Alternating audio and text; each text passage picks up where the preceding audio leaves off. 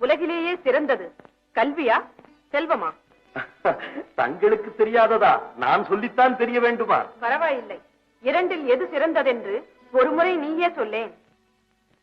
கல்வியா செல்வமா?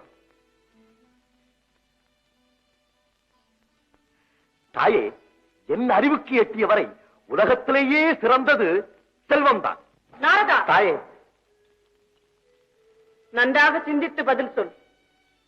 கல்வியை விட செல்வமா சிறந்தது? செல்வாக்கு இல்லை என்றால் சொல்வாக்குக்கு மதிப்பேது தாயே. ஒருவன் ஒரு பிறப்பில் கற்ற கல்விக்கு 7 பிறப்பிலும் பயனுண்டு என்று என் அருள் பெற்ற ஒருவன் எழுதியிருக்கிறான். அதை நீ படித்திருக்கிறாயா? பணம் இல்லாதவன் பிணம், பொருள் இல்லார்க்கு உலகம் இல்லை என்றும் தங்கள் அருள் பெற்றவன் தான் எழுதியிருக்கிறான். தாங்களும் அதை படித்திருப்பீர்கள் என்று நினைக்கிறேன். பொருள் பெற்றவனுக்கு தன் வீட்டில் மட்டுமே சிறப்பு, கற்றோருக்கு சென்றவிடமெல்லாம் சிறப்பு. இதை மறந்து விட்டாயா? பொருள் படைத்தவனிடம் சென்று அவனை பாடி புகழ்ந்து பரிசு பெற்றால்தான் கல்வி கற்றவன் வறுமையின்றி வாழ முடிகிறது. அதையும் தாங்கள் மறந்துவிடக் கூடாது. நாரதா, தாயே, பொருள் நிலையில்லாதது, அருள் நிலையானது. வித்தைக்கு விலை மதிப்பே கிடையாது. குலம் 1, ஆண் பெண் இனம் 2, தமிழ் 3, மறை 4, புலன் 5, சுவை 6, சுரம் 7, திக்கெட்டு, ரசம் 9. இவை அனைத்தையும் உலகிற்கு உணர்த்துவது கல்வி. அதற்கு தலைவி நான். இனியொரு முறை என் முன்னே செல்வம் தான் சிறந்தது என்று சிறப்பித்து கூறாதே. சென்றுவிடு. தாங்கள் சொல்வது அனைத்தும் உண்மைதான். ஆனாலும் என்ன ஆனாலும்? அஷ்டலட்சுமிகளின் அனுகிரகம் பெற்று 8 ஐஸ்வர்யங்களோடு வாழும் ஒரு செல்வந்தனுக்கு நிகர் இந்த உலகில் வேறு எவருமே இருக்க முடியாது. போதும், உன் விளக்கம் தேவையில்லை. இதோ படைக்கும் தொழிலை மேற்கொண்ட சிருஷ்டிகர்த்தாவே வந்து விட்டார். நான் அவரிடமே கேட்கிறேன். நீங்கள் சொல்லுங்கள், புவியற் சிறந்தது கல்வியா செல்வமா? திடீரென்று இந்த பிரச்சனை இப்போது எதற்காக வந்தது? எப்படியோ வந்துவிட்டது. பதில் சொல்லுங்கள். ஓஹோ, இந்த விஷயத்தை துவக்கியது யார்? நாரதனா? நாராயண, கேட்பது அவர்கள் பழி என் மீதா? நாரதா, நீ சற்று பேசாமல் இரு. நான் அவரிடம் கேட்கிறேன். நீங்களே சொல்லுங்கள், உலகிலேயே சிறந்தது என்ன? உலகிலேயே சிறந்தது செல்வம்தான். என்ன, செல்வம்தான் சிறந்ததா? ஆம் தேவி. அது சரி. சிறந்த வீட்டை தாங்கள் குறைத்து சொல்வீர்களா? உங்களிடம் நான் அபிப்பிராயம் கேட்டதே பெரும் தவறு. தாயே, நாங்கள் சொல்வது அத்தனை உண்மை.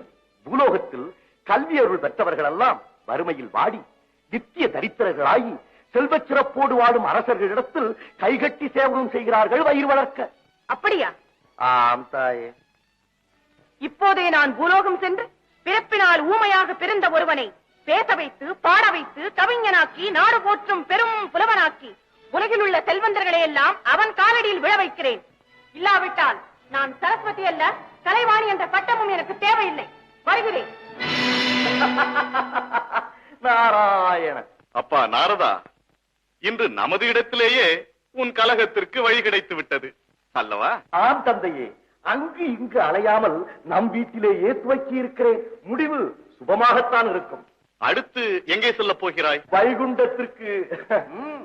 சரி, விஷயம் கிடைத்து விட்டது, நடத்து. நாராயண.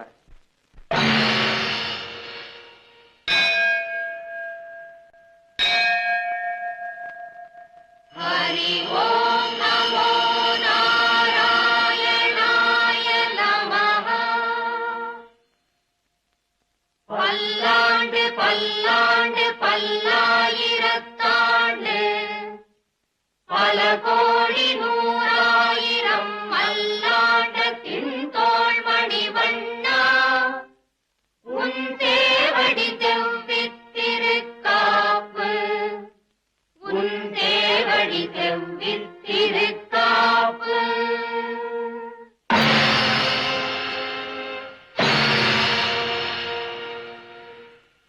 எங்கும் நிறைந்து எல்லோருக்கும் நல்லின்பம் அருளும் பரம்பொருளே, வாயினார் பாடி மனத்தினால் சிந்திப்பவர்க்கு வேண்டும் வரத்தையெல்லாம் அளிக்கும் வையகமே, அன்பை விளக்காக்கி ஆர்வத்தை நெய்யாக்கி இதயத்தை திரியாக்கி நட்பைக் கொண்டு சுடர் விளக்கேற்றும் பக்தர்களுக்கு வேடிக்கை காட்டி தீராத விளையாட்டு பிள்ளை என்று பட்டம் பெற்ற திருமாலை, என்ன இன்று ஏதோ தீவிரமான சிந்தனையில் ஈடுபட்டு விட்டார் போல் தெரிகிறது.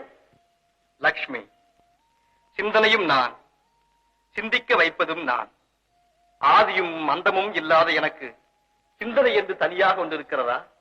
அடே அப்பா, பண்பிலே தெய்வமாய் பார்வையிலே சேவகனாய் பல நாடகங்களை ஆடும் உங்களோடு உரையாட முடியுமா? ஆடும் நாடகம் எல்லாம் வேடிக்கை விளையாட்டுக்கல்ல, அவரவருக்கு நன்மை தீமைகளை எடுத்துச் சொல்ல. சரி, இன்று நான் ஒரு ஆட்டத்திற்கு கூப்பிடுகிறேன், வருகிறீர்களா? பக்தர்கள் எனக்கு தீராத விளையாட்டு பிள்ளை என்று பட்டம் கொடுத்திருப்பதாக நீயே சொல்லிவிட்டாய். அப்புறம் என்ன, ஆட்டம் பாட்டம் என்றால் அதற்கு நான் அடிமைதானே? அப்படியானால் வாருங்கள், பகடை ஆடலாம். பகடையாடவா? சிறிது நேரம் அவகாசம் கொடு, பிறகு வருகிறேன். அது சரி, நான் அழைத்தால் வருவீர்களா? பக்தர்கள் கூப்பிட்டால் அடுத்த கடமை அவர்களுக்கு தொண்டு செய்ய ஓடுவீர்கள். காலமெல்லாம் பக்தன் எனக்கு தொண்டு செய்கிறான். என்றாவது ஒரு நாள் அவனுக்கு நான் தொண்டு செய்ய செல்கிறேன். அதுதான் காலத்தால் காண முடியாத இன்பம்.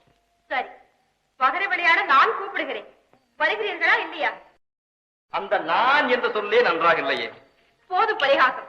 ஆட முடியுமா முடியாதா? உன்னை ஆட்டி வைப்பதே நான் தானே. அது எல்லோருக்கும் தெரிந்த விஷயம்தான். இப்போது விளையாடுவோமா வேண்டாமா? அதற்கு பதில் சொல்லுங்கள். பாண்டவரில் முதல்வனாக பிறந்தானே தருமன், அவன் ஒரு பாவமும் செய்யாது போனாலும் இந்த பகடையை ஒரு நாள் தொட்ட குற்றத்திற்கு இன்னும் ஒரு சாரர் அவனை இடித்து கூறிக்கொண்டே இருக்கிறார்கள். அப்பேற்பட்ட ஆட்டத்தை நான் ஆட வேண்டுமா என்று யோசிக்கிறேன்.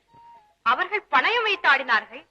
நாம் கணவன் மனைவி வேடிக்கையாக பொழுது போகத்தானே ஆடப் போகிறோம். ஆடுவது கணவன் மனைவியானாலும் ஆட்டம் சூதுதானே. உங்களையே கபட நாடகன் என்றுதானே பக்தர்கள் பாடுகிறார்கள். ஆடினாலும் சூதறிந்த தாங்கள் தான் ஜெயிப்பீர்கள். பகைவனுக்கும் கெடுதி நினைக்காத தருமன் பகடையாடி பாரத போரே நடந்தது. இன்று நாம் ஆடினால் புது போராட்டம் ஏதாவது வந்துவிடுமோ என்று பயமாக இருக்கிறது. வேண்டாம் வேண்டாம், நீங்கள் ஆடவும் வேண்டாம், ஒன்றும் வேண்டாம், வருகிறேன்.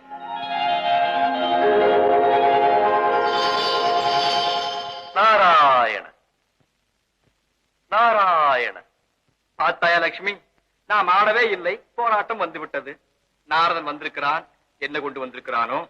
திருவே, திருவின் உருவே, திருவை உலகிற்கழிக்கும் திருமகளே, தினம் துதிக்கும் தொண்டருக்கெல்லாம் திரவியத்தை அள்ளி வழங்கும் திருவருளே, தீங்கின்றி நாடெல்லாம் திங்கள்மும் மாறி பெய்து திக்கட்டும் செல்வச் சிறப்போடு செழிக்க வைக்கும் திருப்பெரும் வடிவே, திருப்பார் கடலில் தோன்றிய திவ்ய பொருளே, நின் திருமலரடியை தொழுகின்றேன், வணக்கம்.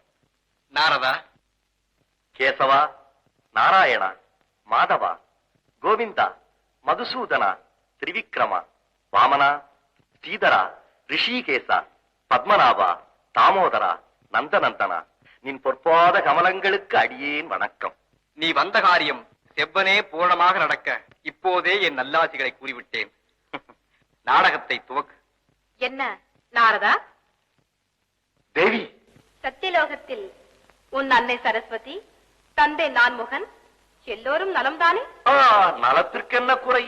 அதிலேதோ குறை வைக்கிறாயே. தந்தை பூரண நலம், தாய் சரஸ்வதிக்குத்தான் அறிவில் சிறிது குழப்பம்.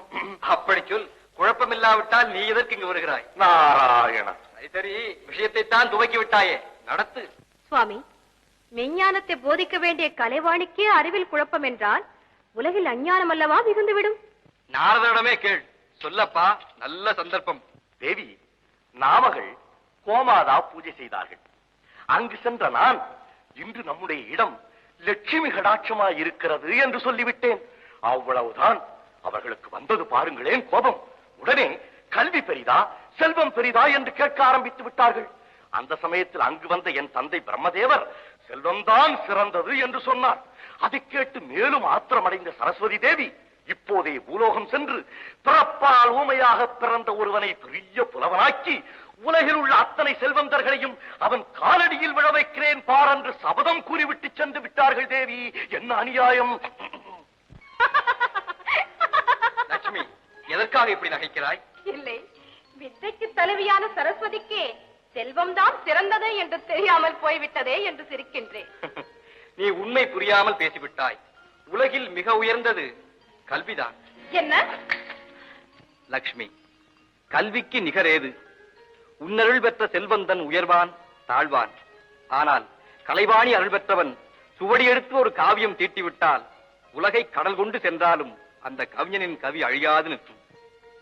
போதும், உங்கள் வார்த்தையில் எனக்கு நம்பிக்கை இல்லை. நீங்கள் ஒரு விருப்பில் ராமன் என்ற ஏகபத்னி விரதனாக இருப்பீர்கள், மறுபிறப்பில் கண்ணன் என்று கோபிகாஸ்திரிகளோடு ஓடி விளையாடுவீர்கள். உங்களுக்கு சிறபுத்தியே கிடையாதே. சகல உலகங்களையும் சுற்றி வரும் நாரதன் இதற்கு சரியான பதில் சொல்லட்டும். லட்சுமி, உன்னையும் என்னையும் முன்னிட்டு நாரதன் தன் அன்னையை பெருமையாக பேசவே மாட்டான். இல்லை இல்லை, நாரதன் எப்போதும் நியாயம்தான் பேசுவான். அவன் மிகவும் நல்லவன்.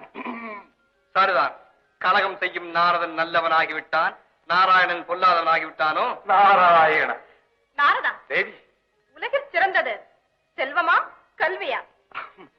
சொன்னால் தாங்கள் கோபித்துக் கொள்ளக்கூடாது. என் சிற்றறிவுக்கு எட்டியவரை உலகத்திலேயே சிறந்தது கல்விதான். எப்படி கல்விதான் உயர்ந்ததோ? ஆம் தேவி, செல்வம் நிலையற்றது. அதனால்தான் சான்றோர்கள் அதற்கு செல்வம் செல்வம் செல்வோம் என்று பெயர் சூட்டி இருக்கிறார்கள். உதாரணமாக, எழுதுகோல் ஏந்தும் புலவனுக்கு செங்கோல் ஏந்தும் புவி மன்னன் வெண்சாமரம் வீசி இருப்பதாக சரித்திரமே இருக்கிறது. அது மட்டுமல்ல, போர்க்களத்துக்கு செல்லும் மன்னவன் தான் களத்திலே தோற்றுவிட்டால் தன்னை புலவர்கள் தமிழால் பாடாதொழிக என்றும் சபதம் செய்திருக்கிறான். எல்லாவற்றுக்கும் மேலாக விண்ணவர்கள் விருந்தாக அமுதம் கொடுத்தாலும் வேண்டேன் இரும் தமிழ் என்றால் அங்குதான் இருப்பேன் என்றும் பாடியிருக்கிறார்கள். அப்படியா விஷயம்? ஆமாம் தேவி. இப்போதே நானும் பூலோகம் சென்று அன்றாடம் பிச்சை எடுத்துக் கொண்டிருக்கும் ஒரு பெண்ணை செல்வ சிறப்போடு நாட்டிற்கே அரசியாக்கி அந்த சரஸ்வதி அருள் பெற்றவனை இவள் காலடியில் விழ வைக்கிறேன். இல்லாவிட்டால் என் பெயர் லட்சுமி இல்லை, எனக்கு திருமகள்